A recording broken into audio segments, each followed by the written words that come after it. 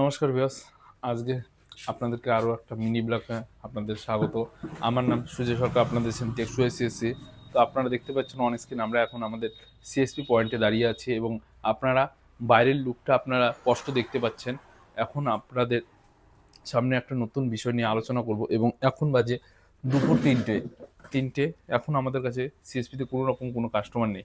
তো on screen আপনারা দেখতে পাচ্ছেন আমি এবং আমার ভাই আছি এখন সিএসপিটা আমরা এইমাত্র খুললাম এবং আপনাদের সঙ্গে কিছু বিশেষ আলোচনা করব যেগুলো আপনাদের সঙ্গে অনেক দিন ধরে করা হয়নি।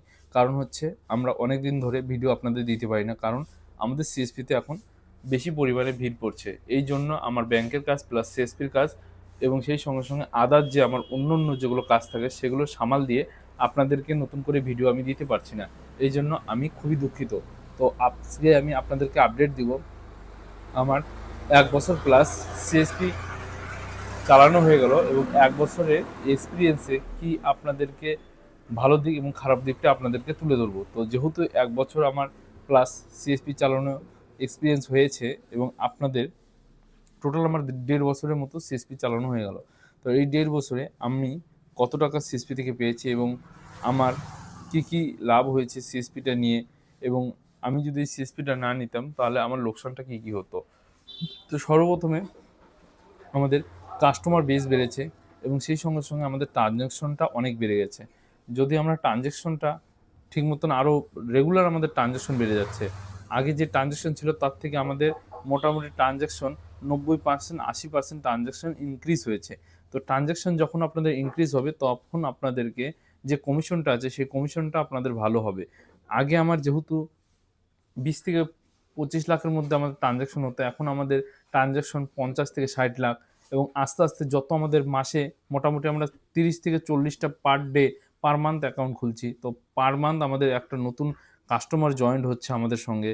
তো যখন নতুন কাস্টমার জয়েন্ট হবে সেই অ্যামাউন্টটা ধীরে, ধীরে যখন বড় হয়ে যাবে তখন আমাদের ট্রানজ্যাকশন বেসটাও অনেকটা বড় হয়ে যাবে এবং সেই সঙ্গে, সঙ্গে আমাদের ওয়েস্ট বেঙ্গল গভর্নমেন্টের তরফ থেকে নতুন, নতুন স্কিম লঞ্চ করা হচ্ছে এবং সেই সঙ্গে, সঙ্গে আমাদের ইলেকশন কমিশনের তরফ থেকে যেগুলো আপডেট এসেছিল সেগুলো নিয়ে আমাদের সিএসপিতে অনেক ভিড় ছিল এসআইয়ের নিয়ে। এই সঙ্গে, সঙ্গে এবং আমাদের নতুন ওয়েস্ট বেঙ্গল সরকার যেমন যুব ভাতা এবং সেই সঙ্গে, সঙ্গে ভূমিহীন প্রকল্প, লক্ষ্মী ভাণ্ডার এগুলো চালাচ্ছে। সেই জন্য অ্যাকাউন্টও প্রচুর পরিমাণে আমরা ওপেনিং করছি। মোটামুটি এই ২ মাসে আমরা সামথিং ২০০ প্লাস অ্যাকাউন্ট ওপেনিং করে নিয়েছি।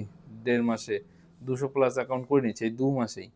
তো অ্যাকাউন্টও আমরা সঙ্গে, সঙ্গে কাস্টমারকে ইনস্ট্যান্ট প্রোভাইড করে দিচ্ছি। তো আপনারা যদি ব্যাংক অফ ইন্ডিয়ার সিএসপি নিতে চান এবং একটা ভালো বিজনেস করতে চান ব্যাংক অফ ইন্ডিয়ার সঙ্গে, তাহলে ভিডিওটা আপনারা অবশ্যই দেখতে পারেন এবং আপনাদেরকে আমি সহযোগিতা করব। যদি আপনারা দক্ষিণ দিনাজপুর যে কোনো জায়গা থেকে হয়ে থাকলে এবং উত্তর দিনাজপুর, মালদা যে কোনো জায়গা থেকে হয়ে থাকলে আপনারা কীভাবে নেবেন, কত টাকা আপনাদের কস্টিং হবে, সমস্ত কিছু ইনফরমেশন আপনাদেরকে দিয়ে দেবো এবং আমার সঙ্গে যদি আপনারা কথা বলতে চান তাহলে আমার সঙ্গে টেলিগ্রামে যোগাযোগ করুন।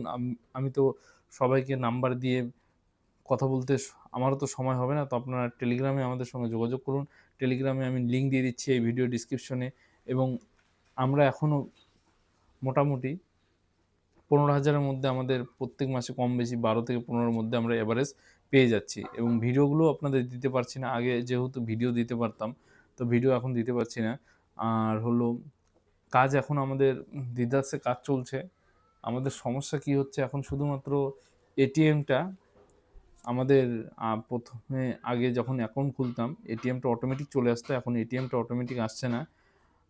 ১ম এ আধার লিঙ্ক করতে হচ্ছে, তারপরে ফিঙ্গারপ্রিন্টের মাধ্যমে এপ্লাই করতে হচ্ছে। এটা একটা মেইন প্রবলেম। আর হচ্ছে প্রবলেম হচ্ছে আমাদের ৳২৯.৫০ চার্জ কাটে, যেগুলো ব্রাঞ্চের অ্যাকাউন্ট। এই দুটো আমাদের মেইন প্রবলেম। এই দুটো যদি সলভ হয়ে যায় তো আমাদের সার্ভার তো এমনি খুবই ভালো। আমি আগে থেকেই আপনাদের বলি, সার্ভারের দিক দিয়ে আমাদের ব্যাংক অফ ইন্ডিয়া খুবই সুন্দর সার্ভার প্রোভাইড করছে পিএনবির থেকে এবং আদার্স ব্যাংকের থেকেও।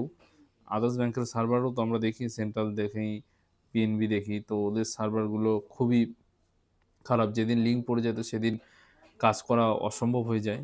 তো সার্ভার আমাদের ব্যাংকে খুবই ভালো। এই দুটো সার্ভিস যদি আমরা কাস্টমারের আর এটিএমে যদি কাস্টমারের ফোন নাম্বার দেওয়া থাকে তাহলে খুবই ভালো হয়। কারণ হচ্ছে পিওনেরা কাস্টমারের বাড়ি খুঁজে পায় না। অন্য জায়গাতে এটিএম ডেলিভারি করে দিচ্ছে এরকম অনেক রিপোর্ট আমাদের কাছে আসছে। তো আপনারা এটা আমাদের যদি উপর মহলে যায়, যদি এটা দেখে, যদি এটা নিয়ে কোনো একটা ভালো মন্তব্য দেয় কিংবা ভালো একটা ডিসিশন নেয়, খুবই সুবিধা হয়। তো এইটুকু ইনফরমেশন দেওয়ার ছিল। যদি ভিডিওটা ভালো লাগে অবশ্যই লাইক, কমেন্ট, শেয়ার করতে ভুলবেন না। আর এটা আমাদের দোকানের পিছনের লুক এবং দোকানের টোটাল লুকটা দেখে নেন। আমরা সিসি ক্যামেরা ইনস্টল করেছি। আপনারা দেখতে পাচ্ছেন একটা আলমারি নিয়েছি। এখানে কাস্টমারের সমস্ত রকম ডকুমেন্টস থুই। অ্যাকাউন্ট ওপেনিং করার যে সমস্ত কাজগুলো, আর এখানে আমরা অ্যাক্সেসরিজ কিছু বিক্রি করি। আপনারা অন স্ক্রিন দেখতে পাচ্ছেন। তো এইটুকু ইনফরমেশন দেওয়ার ছিল আজকের এই মিনি ব্লগে। যদি ভিডিওটা ভালো লাগে তো অবশ্যই আমাকে কমেন্ট করে জানাবেন। আমি রেগুলার এরকম আপনাদেরকে মিনি ব্লগ দেওয়ার চেষ্টা করব। ধন্যবাদ।